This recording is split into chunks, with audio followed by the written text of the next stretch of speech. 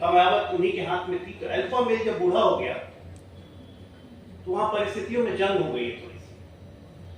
तेज प्रताप कभी कहते हैं कि हम सारन से लड़ेंगे, लेकिन चली जाती है बहन लड़ने के लिए। तेजस्वी यादव इधर से उधर घूमते रहते हैं और यहां टिकट बांटने में भी आजकल बड़ा चीनी का चक्कर चल रहा है। हमारी तेजस्वी यादव को एक सलाह है कि चीनी ज्यादा मत चाटिए, ज्यादा चीनी चाटिए ना तो डायबिटीज हो जाएगी। घर में बहुत लोगों को डायबिटीज है तो स्वास्थ्य खराब हो जाएगा। तो चीनी चाटना बंद करें। जैसे औरंगाबाद, बगहा, मधुबनी, हर जगह चीनी चट रही है आजकल बिहार में। कल तेजस्वी यादव ने बहुत प्यार से कहा कि हम पे भ्रष्टाचार का मुकदमा कब किया गया जब हमको तो नहीं हमको मोच भी नहीं था और हम विराट कोहली के साथ क्रिकेट खेलते थे। भाई साहब, आप विराट कोहली के साथ क्रिकेट नहीं खेलते थे, आप विराट कोहली और बाकी दिल्ली टीम के लिए पानी ढोते थे।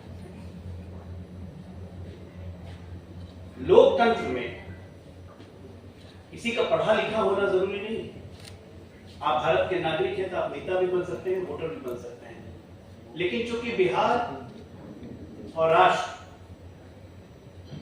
उम्मीद करता है कि उसके नेता सुसज्जित विचारों से सज्जित हो, एक पढ़ा लिखा हो, जिसमें एक दृष्टि हो, एक विजन हो। और ऐसे नेता जब लोकतंत्र में आते हैं तो ऐसे ऐसे लोकतंत्र की महिमा बढ़ती है।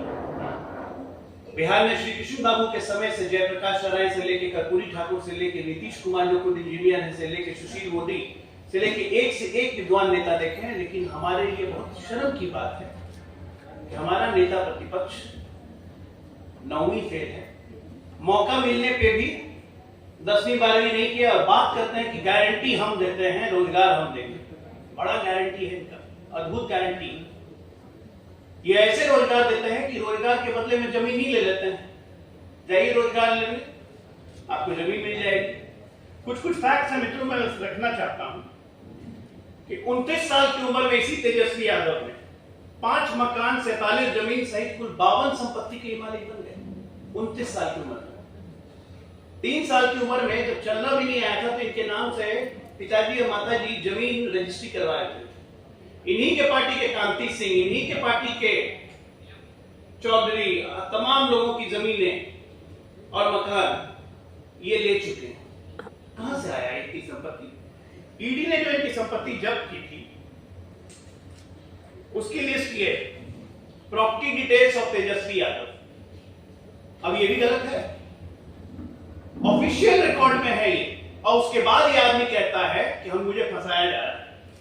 आप लोगों के पास कितनी जगह देखिए तो जरा, 10 कट्ठा 17 दूर फुलवारिया गोपालगंज, उसके बाद 16 कट्ठा, उसके बाद फुलवारी शरीफ में 8 कट्ठा, 1 बीघा फुलवारी शरीफ, 1 बीघा पटना फुलवारी शरीफ। इतनी जमीन है। और तेजस्वी यादव नहीं, तरुण यादव, तेजस्वी यादव, तेज प्रताप यादव का पूरा खानदान चोरी के आकंठ में डूबा हुआ है और गारंटी देता है यहाँ पे नौकरी और रोजगार की। कौन सा रोजगार आपने दिया है? अरे आपने तो मंगरू यादव तक को नहीं छोड़ा। मंगरू को जमीन दी रेलवे में आपके पिताजी ने, तो उससे भी जमीन ले ली। आज भी मंगरू कहता है कि हम आप जमीन दे दो। बिहार को मजाक का विषय बना दिया है इस लालू परिवार ने पिछले 30 वर्षों से। आज जब हम बात करते हैं, प्रधानमंत्री बात करते हैं गारंटी की, तो उसमें एक आदमी कहता है गारंटी नहीं है, हमारा चाइनीज माल है प्रधानमंत्री। शर्म नहीं आती? चाइना के साथ इनके इंडी गठबंधन के चोर जब गलवान में लड़ाई चल रही थी तो चाइनीज एम्बेसडर के साथ राहुल गांधी डिनर कर रहे थे और चाइनीज मालों के प्रधानमंत्री घुस के चाइनीज को मारा हमने। हमारे 20 जवानों की शहादत हुई, उनके 50 जवानों की शहादत हुई। और ये मजाक उड़ाते हैं। इसी इंडी गठबंधन के राष्ट्रीय अध्यक्ष कांग्रेस के खड़गे कहते हैं कि 370 का क्या मतलब है राजस्थान में बोलने का। आप मुझे बताइए मीडिया के दोस्तों, बिहार के कम से कम 100 से ज्यादा जवान, हमारे अपने जवान शहीद हो चुके हैं उसी 370 के कारण कश्मीर की धरती पर। तो बिहार के लोगों का 370 से मतलब नहीं है।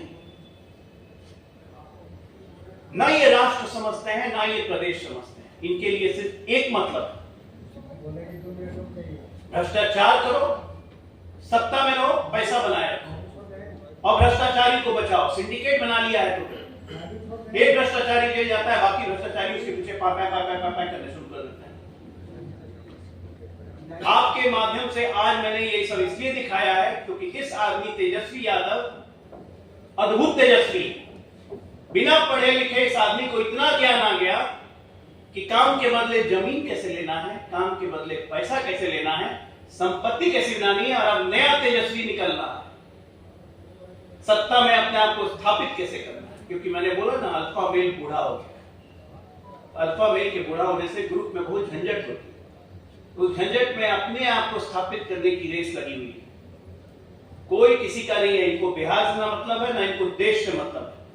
लेकिन आपके माध्यम से जनता के पास ये जाना चाहिए कि जो कहते थे कि जब मैं निमुछिया था तब इतनी संपत्ति है, तो भैया निमुछिया के पास इतनी संपत्ति कहां गई जो आज ईडी ने जब्त की हुई है? किसकी संपत्ति है? जवाब देंगे।